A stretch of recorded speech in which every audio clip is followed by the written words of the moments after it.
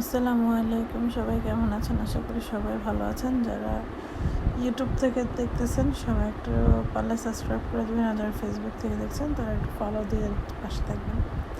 তো যাই হোক, বসে বসে ভাবতেছিলাম যে বাজারে যাইতে হবে। রাত বাজে প্রায় 7টা, 7:30। সারাদিন ভাল লাগতেছিল না, একটু অসুস্থ ছিলাম। তো মুস্কানরা বলতেছে যে কী কী লাগবে, তখন মুস্কান বলতেছে এটা লাগবে। তো সাথে আজকে বোন আসছিল। তো আমি বললাম, আপা তুমি ক্যামেরাটা ধরেও একটু ভিডিও করে দিও। তো যতটুকু পারছে ভিডিও করছে। আর এখানে আমি সিঁড়িতে নেমে আমার বন্ধুদের সাথে দেখা হইলো। এই যে একটা বন্ধু, সামনে আরও আছে। ওরা প্রতিদিন এখানে বসে থাকে।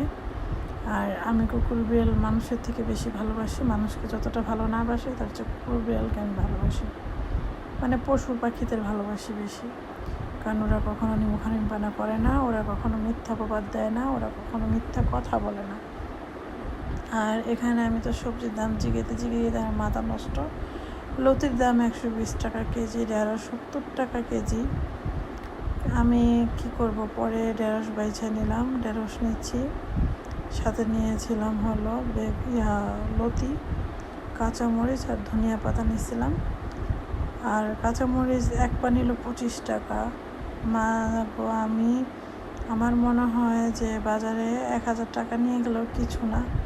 একটা ফ্যামিলি চালাইতে গেলে সম্পূর্ণ যদি বাজার করতে চাই, 1000 টাকার বাজার 2 দিন হওয়া মুশকিল হয়ে যাবে। বর্তমান জিনিসপত্র এত দাম। তারপর আমি এবার এখান থেকে পুঁই শাক কিনে নিয়েছিলাম। পুঁই শাক নিয়ে নিলাম। পুঁই শাক এক আঁটি 25 টাকার নিচে দিবে না।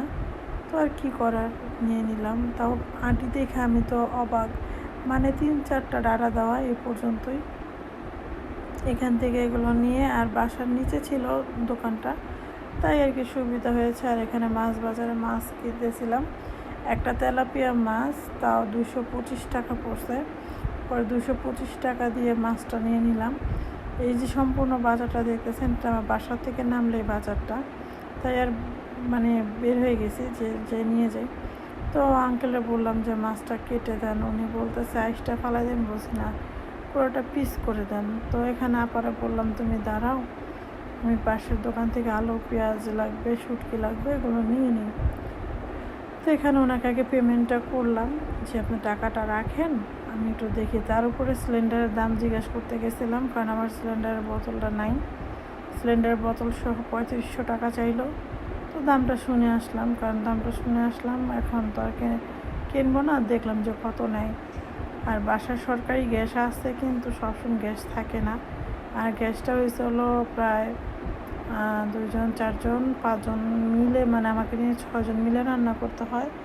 তো এখানে কারেন্ট ঠিক করার কিছু অংশ বাকি ছিল, সেটা ঠিক করাতে আমি কারেন্টের চুলাটা আবার চালাইতে পারলাম। এখানে বাসায় চলে এসে সব কাইটা নিয়েছি, সেই ভিডিওগুলো আর নিতে পারিনি।